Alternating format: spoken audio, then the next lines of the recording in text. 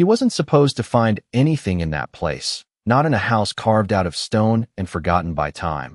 But the dog wouldn't stop digging, and sometimes truth doesn't knock, it claws its way out. Daniel Hayes stands at the edge of the cave house just as the last light of a Montana evening slips behind the ridge, painting the sky in dull amber and ash, the kind of light that makes everything look older than it is, like the world itself is remembering something it tried to forget, and the property in front of him, if it can even be called that, doesn't look like a home so much as a wound in the hillside, a hollow cut deep into rock, damp and silent, priced at $400 because no one else wanted to claim it. No one else wanted to ask why it had been left behind. The air carries a faint metallic scent, mixed with wet earth and something colder, something that lingers just beyond explanation, and Daniel feels it settle into his lungs as he exhales slowly, boots crunching over loose gravel as he steps closer, his shadow stretching long behind him like it's hesitating to follow. Rex moves first. The German Shepherd doesn't wait for a command, doesn't look back for approval. He simply lowers his head and walks straight into the mouth of the cave, as if he's been here before, as if something inside is calling him by name. His sable coat catching the fading light, muscles tight beneath his frame, ears forward, alert in a way that Daniel hasn't seen in months, not since before everything went wrong. Daniel watches him go, jaw tightening slightly, fingers brushing the worn edge of the badge still tucked inside his jacket pocket. Not worn anymore, not officially, but not discarded either, because some things you don't throw away even when the world tells you they're no longer yours. Inside, the temperature drops fast. The walls are rough, uneven, marked with shallow grooves that look almost deliberate, like someone once tried to shape this place into something livable, or something hidden, and the sound changes too, every step echoing just a second longer than it should, like the cave is listening, holding on to each movement, each breath. Rex stops about 20 feet in, his nails clicking softly against stone before going still, his body rigid, head tilted slightly as he studies a section of the wall near the back where shadows gather thicker, darker, untouched by the weak light spilling in from the entrance. And then he does something small but unmistakable. He exhales sharply through his nose and paws once at the ground. Daniel feels it before he understands it, that quiet shift in the air, the same instinct that used to guide him through long nights and uncertain calls, the kind that whispers when something isn't right even if you can't yet see why. And he steps closer, slower now, careful, eyes scanning the floor, the walls, the narrow ceiling that presses down like a held breath. "Rex," he says quietly, not as a command, but as a question, and the dog doesn't turn, doesn't break focus, he just paws again, a little harder this time, sending small bits of loose dirt skittering across the stone floor. And there it is, that look in his eyes. Not fear, not curiosity, but recognition, like he's found something that was never meant to be forgotten. Daniel kneels, brushing his hand across the ground where Rex has started to dig. The dirt's softer here, less compact, disturbed at some point, and then hastily covered. And when his fingers press down, they don't meet solid rock like the rest of the cave. They sink slightly, just enough to make his breath catch, just enough to make the silence feel heavier. Somewhere deeper in the cave, a faint drip echoes, steady and distant, like time marking something out of sight, and Daniel realizes with a quiet, unsettling clarity that this place wasn't abandoned. Not really. It was closed, sealed in a way that suggests intention, not neglect, and whatever was left behind here wasn't lost by accident. Rex lets out a low, controlled breath, not quite a growl, more like a warning carried in sound alone. And for a moment, neither of them moves, man and dog suspended in that thin space between discovery and understanding. Because sometimes the most dangerous truths aren't the ones that shout. They're the ones that wait patiently beneath the surface until someone finally listens. The dirt gives, way more easily than it should, loosening under Daniel's fingers with a quiet resistance that feels almost deliberate, like something once buried here never expected to be touched again. And he pauses for a moment, hands still pressed against the ground, feeling the faint coolness beneath the surface, a difference that does not belong in a place carved from solid stone. And behind him the last trace of daylight fades further, leaving the cave dimmer, heavier, the shadows stretching deeper into corners that seem to shift when he is not looking directly at them, while Rex remains fixed at his side, breathing slow, steady, but intent, his eyes locked on that single spot, as if it holds a memory he cannot explain but cannot ignore. Daniel exhales quietly and reaches for the small folding tool clipped to his belt, the metal catching a dull glint in the fading light, and begins to dig with measured movements, careful not to disturb more than necessary, because instinct tells him this is not random, this is not debris or forgotten clutter. This is something placed, something chosen, and as the loose soil peels back inch by inch, a faint scent rises, sharper now, old metal mixed with something sealed away for too long, and it pulls at a part of his mind that he has tried to keep quiet, the part that remembers cases that never closed, names that were filed away without answers. The sound of the tool against something solid stops him, a soft, hollow tap that echoes just enough to confirm it is not stone, and Daniel stills, his grip tightening slightly before he brushes away the remaining dirt with his hands, revealing the edge of a box, small, rectangular, coated in rust that flakes beneath his touch like brittle paint. And for a second he does not move, does not speak, because the silence around him feels different now, not empty, but expectant, as if the cave itself has been waiting for this moment to be acknowledged. Rex shifts his weight but does not break focus, his ears flicking once at a distant drip of water somewhere deeper inside. Yet his attention never leaves the box, and Daniel feels that same pull, that quiet certainty that whatever rests inside is not just forgotten. It is connected, tied to something larger than this place, something that reaches beyond the cave walls into a past he has not fully escaped.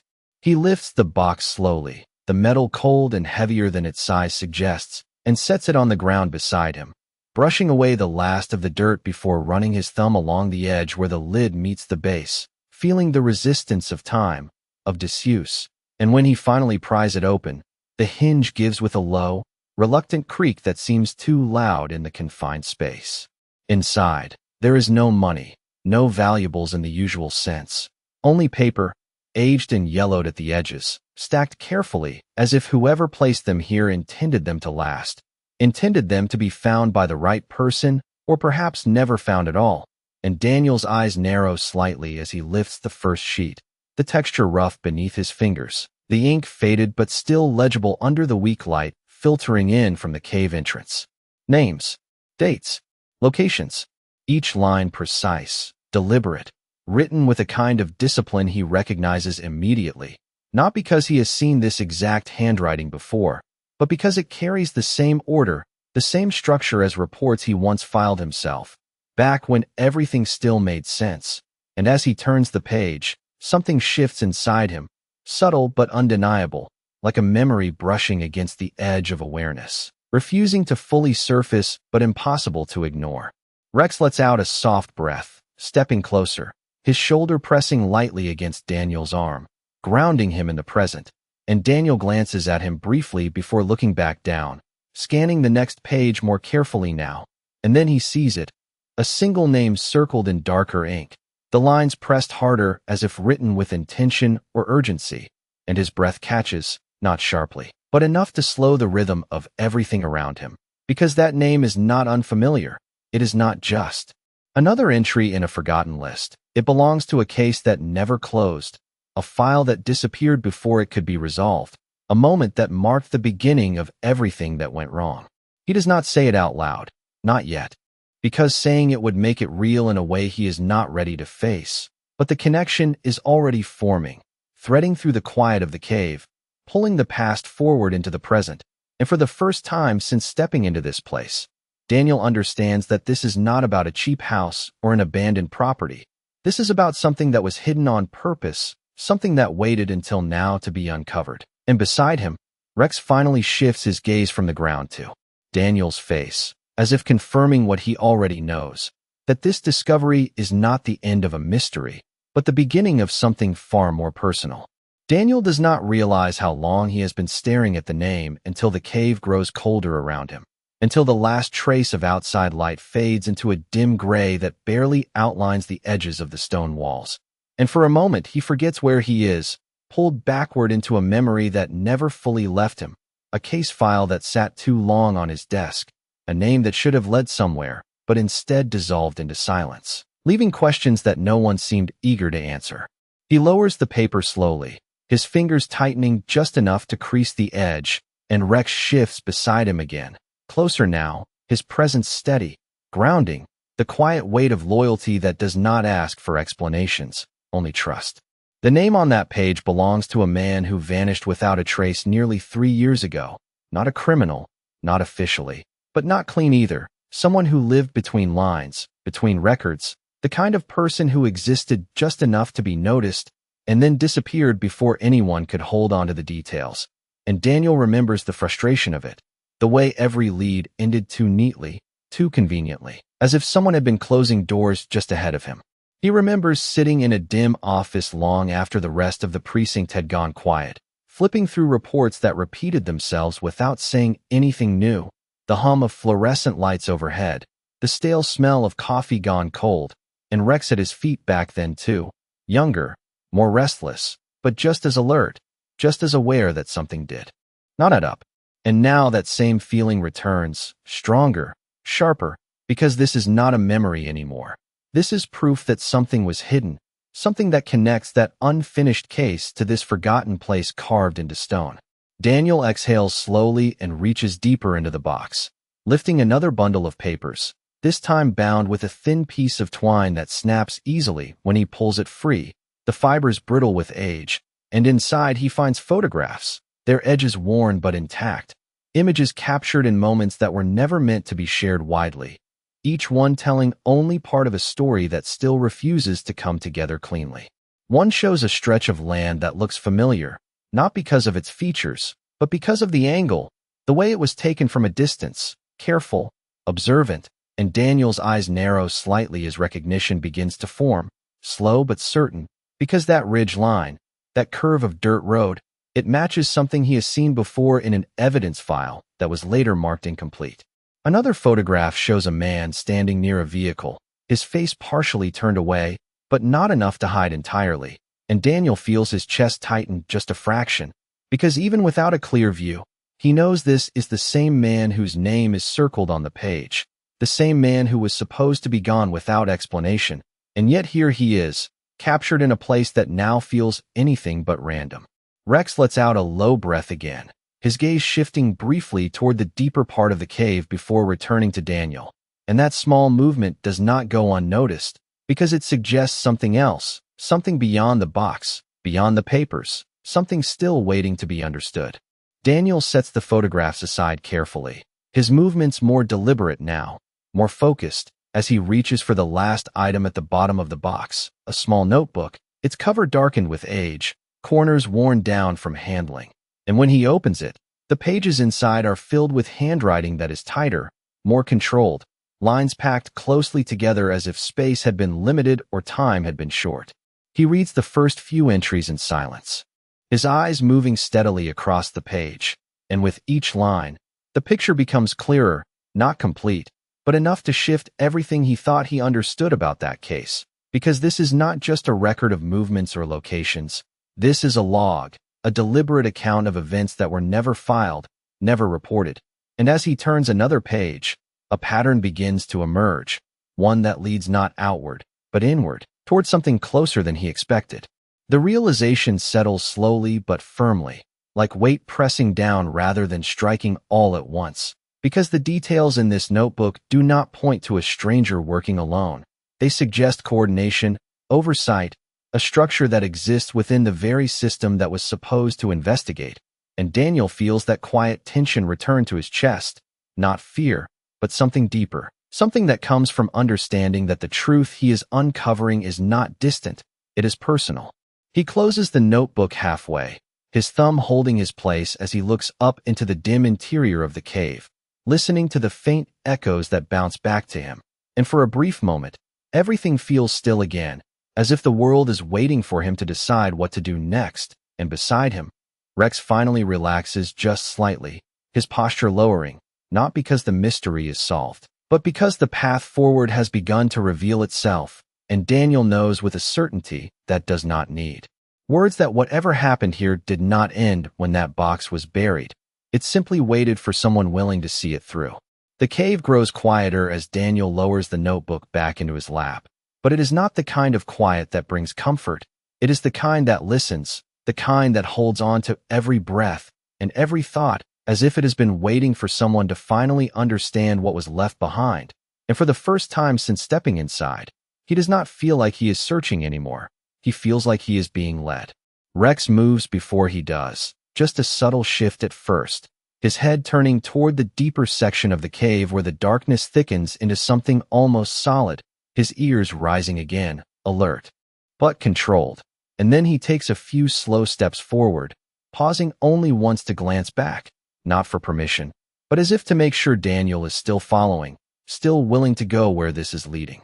Daniel exhales through his nose, steadying himself, and rises to his feet, brushing the dust from his hands before slipping the notebook and papers back into the metal box, closing the lid with care, because whatever this is, it deserves to be handled with intention, not haste. And then he stands there for just a second longer, looking down at the spot where it had been buried, feeling the weight of what it represents. A secret that survived time, silence, and distance, waiting until now to be uncovered. The deeper part of the cave narrows slightly, the ceiling lowering just enough to make each step feel more deliberate, more aware, and the air shifts again, cooler, heavier, carrying that same faint metallic trace, but now mixed with something older, something that has settled into the stone itself.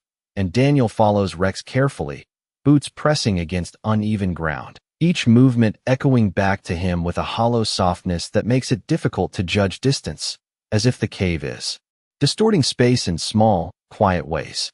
Rex stops near a bend where the rock curves inward, forming a shallow recess that would be easy to overlook in low light. But he does not hesitate. He lowers his head again, nose close to the ground, tracing something invisible, something only he can detect, and then he lifts his paw and taps once against the stone, not digging this time, just marking, just indicating, and Daniel feels that same instinct rise again, that quiet certainty that this is not random, this is a pattern, a sequence, something that was designed to be followed by someone who knew how to read the signs.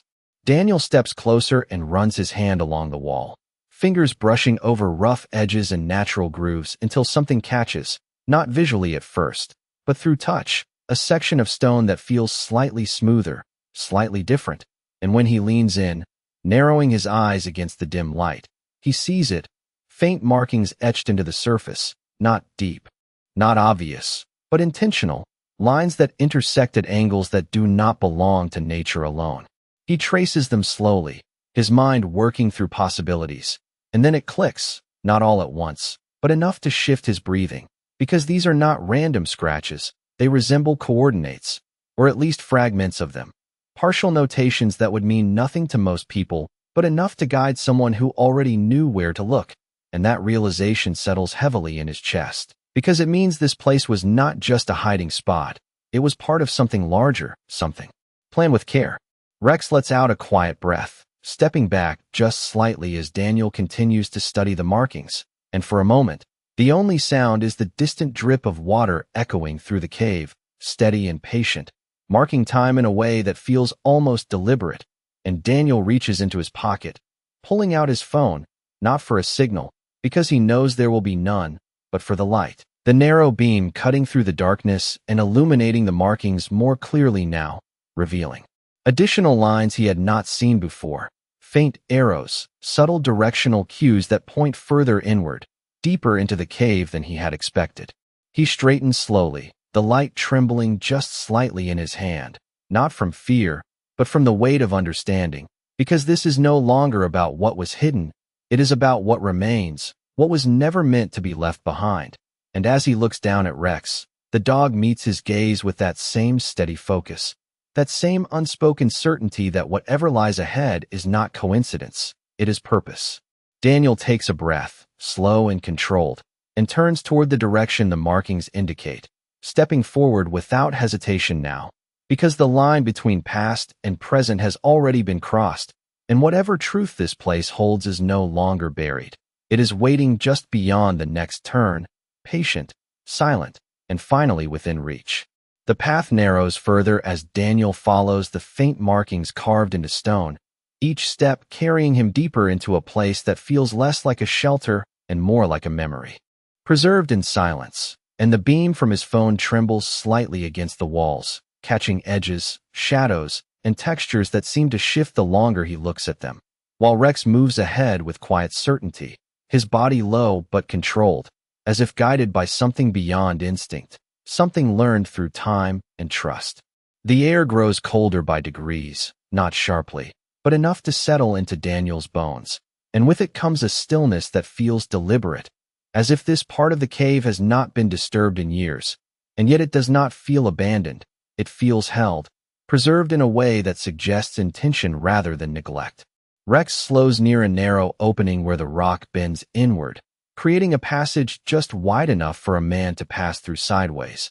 And he pauses there, looking back once more, his amber eyes catching the light with a steady calm that does not ask but confirms, and Daniel nods almost without thinking, slipping his shoulder through the gap, feeling the rough stone brush against his jacket as he steps into a chamber beyond that is larger than he expected, wider, with a ceiling that arches slightly higher, allowing the sound of his breath to echo back softer, more distant. For a moment, he stands still, letting his eyes adjust, letting the light settle across the space. And then he sees it, not hidden beneath dirt this time, not buried, but placed openly against the far wall, a wooden crate reinforced with metal corners, worn but intact, positioned in a way that suggests it was meant to be found eventually, but only by someone who made it this far. Rex approaches it slowly, nose low, circling once before stopping beside it, his posture alert but not tense, as if whatever is here does not carry immediate danger, only significance. And Daniel moves closer, each step measured, aware that this is no longer about chance discovery. This is the next piece in something that was carefully arranged. He kneels beside the crate and runs his hand along the surface, feeling the grain of the wood, the faint ridges left by tools that shaped it, and when he presses lightly against the lid, it shifts just enough to tell him it is not sealed, just closed, waiting, and that realization sends a quiet tension through him, because waiting implies intention, and intention implies someone expected this moment to come. He lifts the lid slowly, the hinges giving with a soft creak that echoes gently upward, and inside there is no clutter, no randomness, only order, items arranged with care, each one placed as if it holds a part of a larger truth that cannot be told in a single piece. There are more documents, thicker this time, bound in folders that show signs of handling but not where, suggesting they were used, studied, then hidden away, and beside them, a small device, outdated but recognizable, the kind once used for recording, for storing information that was never meant to be written down directly. And Daniel feels his pulse shift slightly, not faster, but deeper, as understanding begins to form in quiet layers. He lifts one of the folders and opens it carefully, scanning the first page, and the moment his eyes catch the header, something inside him settles into place with a weight that cannot be ignored, because this is official, structured, formatted in the exact way internal reports are written, but it is not filed, not stamped, not recorded in any system he knows, and that absence speaks louder than anything printed on the page. Names appear again, not just one now, but several, connected by dates and locations that align too closely with events he remembers, incidents that were explained away too quickly, reassigned, or simply forgotten. And as he turns another page, the pattern becomes undeniable. This was not one missing person, not one unexplained event. It was a network, quiet, controlled, operating beneath the surface of the very system that was supposed to prevent it. Rex shifts beside him, lowering himself to the ground, not in rest, but in watch, his eyes still scanning the chamber, as if aware that this discovery changes everything. And Daniel reaches for the small device, turning it over in his hand, feeling its weight, its age, and when he presses the power button, nothing happens at first, just silence, until after a few seconds, a faint light flickers to life, dim but steady, and with it comes a low, almost imperceptible hum, the kind that suggests something stored, something waiting to be heard. Daniel does not play it yet, not immediately, because in that moment, he understands something clearly, something that does not need to be spoken, that whatever is contained in this chamber was never meant for the public. It was meant for someone willing to follow the path, someone willing to see past the surface and into the structure beneath. And as he looks around the room once more, taking in the placement of the crate, the markings that led him here, and the silence that still surrounds everything, he realizes this is not just evidence. It is a message left behind by someone who could not speak openly but refused to let the truth disappear entirely. And now that truth rests in his hands, quiet, patient, and ready to change everything he thought he knew. Daniel holds the device in his hand a moment longer before pressing the small recessed button again, this time firmer, more deliberate, and after a brief pause the faint hum deepens into a low mechanical whir, followed by a soft click that echoes through the chamber like a signal breaking years of silence. And then a voice emerges, not loud, not clear at first, but unmistakably human, worn by time and distortion, yet steady enough to carry intent. And Daniel feels his chest tighten as he listens, because this is not just a recording, this is a message left behind with purpose.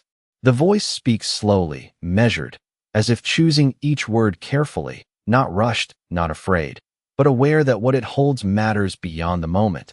And though the name is not spoken immediately, the tone alone tells Daniel this is someone who knew they might not be heard right away, someone who trusted time more than circumstance. Rex remains still beside him, head slightly lowered, ears forward, listening in a way that goes beyond sound, as if he understands the weight in the air, the shift that has taken place the moment that voice began to fill the space. Daniel lowers himself to one knee without realizing it, his focus narrowing entirely on the device, on the words that begin to form clearer now as the distortion fades. Just enough to reveal meaning. And the voice describes events not as rumors or suspicions, but as observations, direct, detailed, recorded with the precision of someone trained to notice what others overlook. Locations are mentioned, dates that align with the documents he has just seen, movements tracked not randomly but methodically, and then the voice shifts slightly, not in fear, but in gravity, as if approaching the part that cannot be undone once spoken. There is a pause, brief but deliberate, and Daniel's grip on the device tightens unconsciously, because something in that silence feels heavier than the words themselves. When the voice resumes, it does not circle around the truth, it moves toward it with quiet certainty, speaking of individuals within the system, people who were never questioned because they were never suspected, people who operated not outside the law but within its structure, using its blind spots as cover, and Daniel feels a slow, steady realization settle into him. Not sharp, not sudden, but undeniable. Because this is not just corruption in the abstract. This is something organized. Something that was allowed to exist because it knew how to remain unseen. The recording continues, revealing fragments of names, partial at first, as if the speaker had reasons to be cautious even here, but enough to suggest patterns, connections that extend beyond a single department, beyond a single case. And Daniel's mind begins to move through memories, through faces and conversations that once seemed ordinary, now shifting under a different light, now carrying weight they did not have before. Rex lifts his head slightly, glancing toward the entrance of the chamber before returning his attention to Daniel, his posture calm but alert, as if aware that this moment is not just discovery, it is a turning point. The voice on the recording lowers near the end, not in fear, but in something closer to resolve, and there is a final statement, not dramatic, not forced, but steady, a simple acknowledgement that the truth was never meant to be buried forever, only delayed until someone could follow the path far enough to understand it fully. Then the sound fades, the hum softens, and the device falls quiet again, leaving only the echo of what was said lingering in the air like a presence that refuses to disappear. Daniel does not move immediately, does not speak, because the weight of what he has just heard settles into him slowly, pressing into every part of his understanding, reshaping it piece by piece, and he realizes with a clarity that leaves no room for doubt that the case he once believed he had failed was never meant to be solved the way he was told. It was designed to close itself before the truth could surface. He exhales quietly, a long, steady breath that carries both recognition and something deeper, something closer to resolve. And when he finally looks up, his gaze shifts from the device to the documents, to the crate, to the markings on the walls that led him here, seeing them now not as separate pieces, but as parts of a single message that was never meant to be ignored. Rex steps closer and rests his head lightly against Daniel's shoulder, not seeking reassurance, but offering it. And Daniel reaches up instinctively, his hand brushing through the thick fur along the dog's neck, grounding himself in the present, in something real and unwavering. The silence returns, but it is no longer empty. It is full of meaning, full of direction, and Daniel knows without needing to say it that what happens next will not be about uncovering more. It will be about deciding what to do with the truth now that it has finally been revealed. Daniel remains still for a long moment after the device falls silent, the echo of the voice lingering in the chamber like a presence that refuses to leave. And for the first time since stepping into the cave, he feels the full weight of what has been placed in his hands, not as a discovery, but as a choice, because truth on its own does not change anything unless someone is willing to carry it forward, and that realization settles deep, steady, undeniable. Rex shifts beside him, rising slowly to his feet, his posture no longer fixed on a single point, but scanning the space again, not with urgency, but with awareness, as if sensing that something has shifted, not in the cave, but in Daniel himself. And the dog's quiet movement pulls Daniel back from the edge of thought into the present, grounding him in the moment where decisions begin. Daniel exhales slowly and closes the device, the faint light fading until only darkness remains in his hand, and he sets it carefully back into the crate, not out of hesitation, but out of respect for what it holds, because whatever comes next, this evidence is not something to be rushed or mishandled. It is something that requires precision, patience, and clarity. He gathers the documents one by one, scanning them again with sharper focus now, no longer searching for meaning, but confirming it, connecting names to dates, dates to locations, and locations to moments he remembers standing in uniform, believing he was working toward the truth when in reality he was being guided away from it. And that understanding does not bring anger, not in the way one might expect. It brings something quieter, something heavier, a sense of clarity that replaces confusion. With purpose, Rex steps closer to the entrance of the chamber and pauses, looking back again, his gaze steady, waiting, and Daniel recognizes the signal not as urgency, but as direction, a reminder that this place, this moment, is not where the story ends. It is where it begins to move outward, beyond the cave, beyond the silence that protected it for so long. Daniel closes the crate gently, lowering the lid with care until it rests in place. And for a moment, he places his hand flat against the wood, feeling its stillness, its weight, as if acknowledging the passage of something from hidden to known. And then he stands, lifting the device and the most critical documents into his jacket, securing them close, because what matters now is not how much he carries, but how he carries it. As he turns toward the narrow passage they came through, the cave feels different, not lighter, not warmer, but clearer, as if the air itself has shifted, no longer holding on to secrets, but releasing them, and each step back through the stone corridor feels more certain, more grounded, the echoes of his boots no longer distant, but aligned, like a rhythm that finally matches. Intention. Rex moves ahead again, guiding without force, his presence steady, and when they reach the outer chamber where the buried box remains, Daniel pauses briefly, looking down at the disturbed earth, the place where this path first revealed itself, and he understands now that none of this was coincidence, not the house, not the price, not even the moment he chose to come here, because sometimes truth does not arrive loudly. It waits quietly until someone is ready to see it. He does not rebury the box, does not attempt to restore what was hidden, because hiding is no longer the purpose, and as he steps past it, he feels a shift within himself, not a return to who he was before, but a movement forward into something clearer, something defined not by what was taken from him, but by what he now knows. The cool night air greets him as he exits the cave, the sky above dark but open, scattered with distant stars that feel sharper against the silence. And Daniel takes a slow breath, filling his lungs with air that feels different after the stillness below, and beside him Rex steps out as well, his posture relaxing slightly for the first time since they entered, though his eyes remain alert, watchful, as they always are. Daniel looks out across the land, The quiet stretch of terrain that once seemed empty, now holding a different meaning entirely. Because somewhere beyond this place are the connections, the people, the structures that allowed this truth to remain hidden. And now that he sees them, now that he understands the pattern, there is no turning back, not because he has to, but because he no longer wants to. He reaches into his jacket and touches the edge of the badge still tucked inside, not wearing it, not displaying it, but feeling it there. And for the first time in a long while, it does not feel like something lost, it feels like something waiting. And as he lowers his hand, his gaze steadying on the horizon, the path ahead is no longer uncertain. It is quiet, deliberate, and entirely his to follow.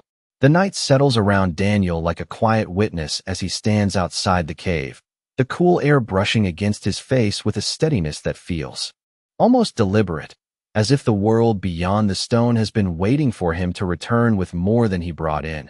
And for a long moment, he does not move, does not speak. He simply listens, not for sound, but for clarity, for that internal alignment that tells him the next step is no longer a question but a responsibility. Rex circles once near the entrance before coming to rest beside him, not lying down, not fully relaxed, but calmer now, his breathing even, his presence steady in a way that reflects the shift Daniel feels within himself, a transition from uncertainty to direction, from searching to knowing. Daniel reaches into his jacket and pulls out the small stack of documents again, just enough to glance at the names once more under the faint glow of his phone, confirming what he already understands, that these are not fragments of a forgotten story. They are threads of something that continues beyond this place, something that still exists, quietly, beneath the surface of a system built on trust. He exhales slowly and slides the papers back inside, securing them with care, because this is no longer about discovery. It is about precision, about choosing the right moment, the right way, the right person, and that realization carries weight, not as pressure, but as purpose. The distant outline of the road stretches out ahead, barely visible in the dim light. A narrow path leading away from the hillside and back toward a world that moves on without knowing what has just been uncovered. And Daniel studies it for a moment, understanding that once he steps forward, there is no returning to the version of himself that walked into this place with doubt and unanswered questions. Rex lifts his head slightly, ears turning toward the faint sound of wind moving through the trees below, and then back to Daniel, as if checking, as if confirming readiness. And Daniel nods almost imperceptibly, not to the dog, but to the moment itself. He takes a step forward, then another, boots pressing into the uneven ground with quiet certainty. And the movement feels different now, not hesitant, not reactive, but intentional, each step carrying the knowledge of what he holds and what it means. The truck waits a short distance away, parked where the dirt road meets the edge of the clearing, its outline barely visible against the dark. And as Daniel approaches, he pauses once more, looking back at the cave entrance, now just a shadow carved into the hillside, silent again, giving nothing away, as if it has already returned to its role of hiding. But Daniel knows better now, because some places do not hide truth. They protect it until the right person arrives. He opens the truck door and places the documents carefully on the passenger seat, followed by the device, ensuring they are secure before stepping back for a brief moment, his hand resting against the cool metal of the door, grounding himself in something solid, something immediate. And in that stillness, the weight of everything settles once more, not overwhelming, but present, a reminder that what he carries is not just information. It is a responsibility that cannot be ignored or delayed indefinitely. Rex jumps into the back seat without needing direction, settling into his usual position, though his posture remains alert, his eyes reflecting the faint light with a calm intensity that mirrors Daniel's own state of mind.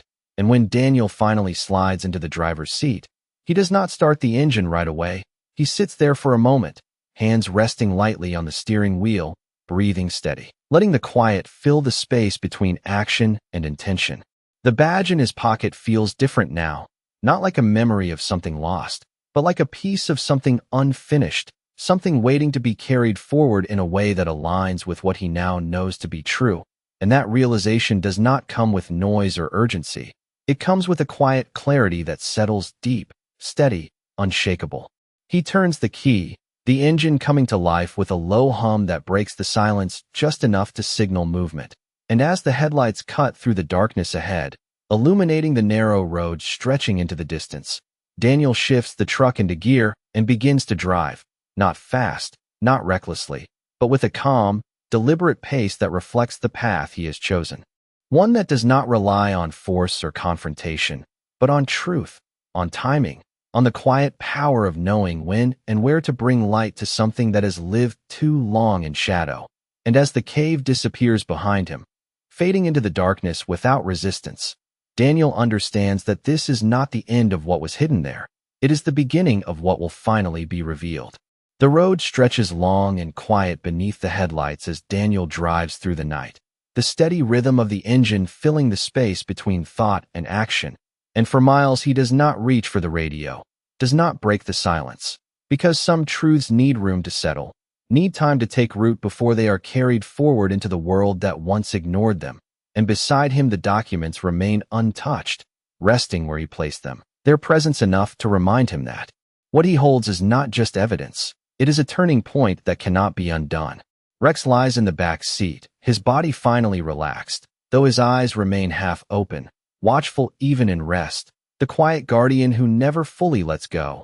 And every so often Daniel catches his reflection in the rearview mirror, those amber eyes steady and calm, as if they already understand something that words have yet to reach. The town lights begin to appear in the distance, faint at first, then slowly growing stronger, a soft glow rising against the horizon like a promise or a test. And Daniel feels the shift as he approaches, the movement from isolation back into a place where everything looks normal on the surface, where people go about their lives without knowing how close truth has come to being uncovered. He slows as he enters the quiet streets, passing familiar buildings, signs, corners that once held routine and certainty, and now feel different, not changed in appearance, but in meaning, because he no longer sees them as just places. He sees them as part of a system that can either hold truth or hide it, depending on who is willing to act. He does not go home. Not yet. Instead, he pulls into a small lot beside an older building that still carries the faint outline of the department he once belonged to. Its windows dark at this hour, its walls holding years of stories that were told and untold. And for a moment he sits there, engine idling, hands resting lightly on the wheel, feeling the weight of the decision in front of him, not whether to act, but how. Rex lifts his head as the engine quiets, watching as Daniel reaches into his jacket and pulls out the badge, turning it over in his hand, the metal catching a faint glint from the streetlight above. And there is no hesitation now, no doubt. Only a quiet understanding that the symbol does not define him, but the way he chooses to use it does. He steps out of the truck, the cool night air brushing against him once more, and for a second he simply stands there, looking at the building, remembering what it once meant, and then he walks forward, not rushed, not uncertain, but steady, each step aligned with something deeper than duty, something closer to truth. He does not enter through the front. Instead, he moves around to a side entrance, one that fewer people use, one that leads to a place where conversations can happen without noise, without attention, because this is not about making a scene. It is about placing the truth where it cannot be ignored. Inside, the hallway is dim, lit only by a few overhead lights that hum softly, and Daniel walks through it with familiarity that feels both distant and immediate, until he reaches a door at the end, one marked simply, without title, without display, and he pauses there, not out of hesitation, but out of respect for the moment, because once this door opens, everything changes, not just for him, but for those whose names are written in the documents he carries. He raises his hand and knocks once, firm but controlled, and after a brief silence, a voice answers from within, calm, unaware, inviting him in. Daniel opens the door and steps inside, the light shifting around him, revealing a space that looks ordinary at first glance. A desk, a chair, a man who looks up with mild surprise that quickly settles into recognition. And for a second there is no tension, no confrontation, only a quiet exchange of presence, two people standing in a moment that holds more than it shows. Daniel places the documents on the desk without a word, followed by the device, his movements precise, measured, And the man's expression shifts slowly as he looks down, understanding not immediate, but inevitable, because truth has a way of revealing itself even before it is spoken. Daniel does not accuse, does not explain. He simply stands there, steady, letting the weight of what he has brought speak in its own time. And in that silence, something changes, something subtle but irreversible, because this is not about proving a point. It is about restoring something that was lost, something that waited quietly beneath years of silence. Outside, the night remains still, the town unchanged in appearance, but somewhere within it, a line has been crossed, not loudly, not violently, but with the quiet certainty of truth finding its place. And as Daniel steps back from the desk, his hand brushing once more against the badge before letting it rest, he does not wait for recognition or thanks, because some stories do not end in applause. They end in something quieter, something deeper, a sense that what was hidden has finally been seen, and that sometimes the smallest act of persistence, the quiet decision to follow where truth leads, is enough to bring light into places that forgot what it felt like.